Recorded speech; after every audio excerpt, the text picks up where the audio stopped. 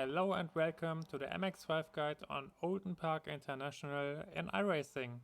This track is pretty long and difficult, and based on my experience, the pace differences between cars, even within tight splits, will be quite significant. It's definitely worth it to spend a few practice sessions on this track before you hop into your first race. You can also drive against my ghost car and use it as reference point. All the needed lap files are located on our community Discord. You can find the link as well as more information in the description down below.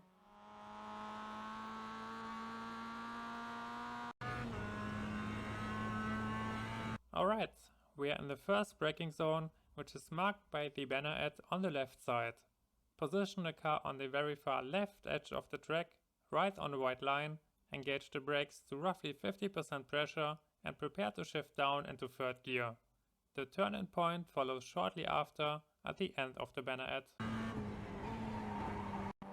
We have a short straight coming up, so you not only want to attack the apex here, you also want to be as early on the throttle as possible. As you can see here, I'm already accelerating before I reach the apex curb, and I want to encourage you to take some risks in this corner during your practice sessions to figure out this acceleration point. Once you nail it, you can easily shave off at least 2 or 3 tenths of your lap time. Use all available space on the exit.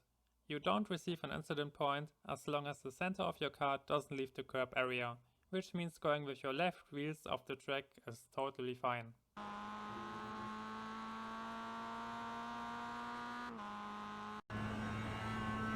Position the car on the far right to get a wide entry into the next turn and use the first dip as marker for braking. Touch the brakes, shift into third gear and turn in while you stay off the throttle. There's a second dip where the car will catch grip again. That's when you want to be back on the throttle and attack the inside. Don't trust this curb, it's a trap. Honestly, I have no idea why it's even there. The moment you touch it, you will immediately receive an incident point, so try to avoid it.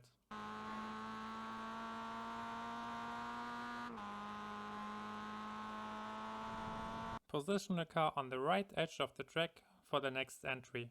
It doesn't matter if you clip the grass, you won't receive any incident points around here.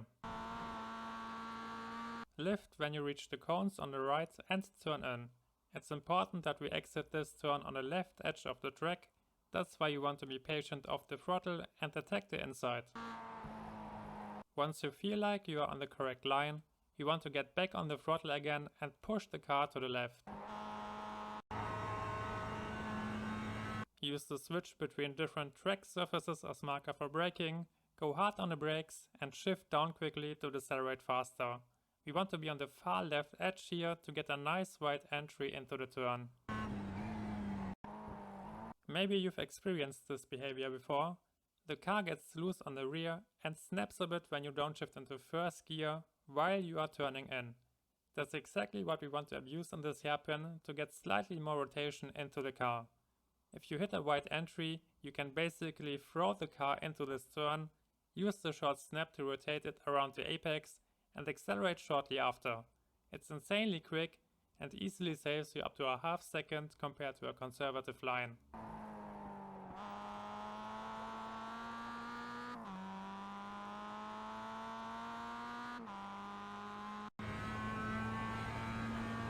The white dirt marks on the track are our marker for the next chicane. Aim for the left barrier, hit the brakes and shift all the way down into first gear. You want to attack the entry curb here and push the car to the left to get a slightly wider exit. Having a wider exit allows you to be early on the throttle again. As you can see, I'm going flat out before I pass the second barrier. Try to aim for a tight run around it. You can touch the grass on the exits here, as long as you don't drive beyond the width of the curb.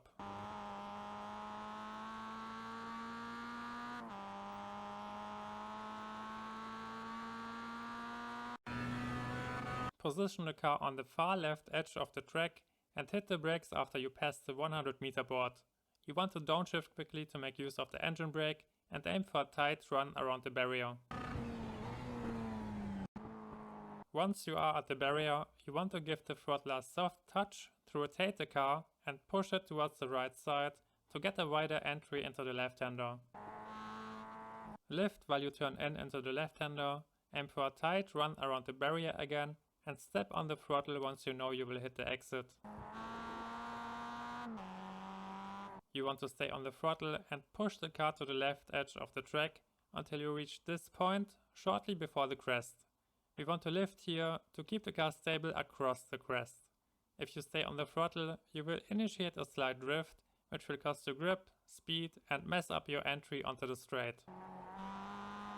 Attack the curb without hooking into it. If your wheel hooks into the edge of the curb, you risk an incident point, and even worse, the car will start to drift and your rear will slide, which will hurt your top speed on the straight.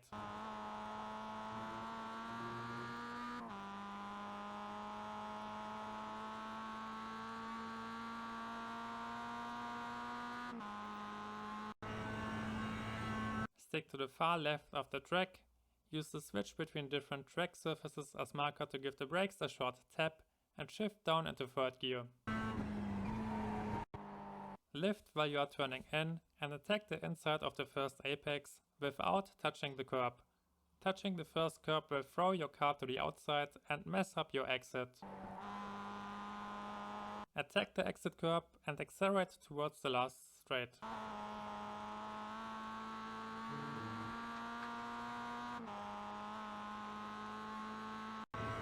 There aren't any great brake markers for this turn. I'm using the kink in the white line, which is barely noticeable, but you can also use the big tree, which comes after a short gap on the left side. Turn in shortly before you reach the marshal booth on the left and aim for the curb. Shift down into first gear to get some additional rotation into the car, attack the inside curb and be aggressive on the throttle to hit a nice finish.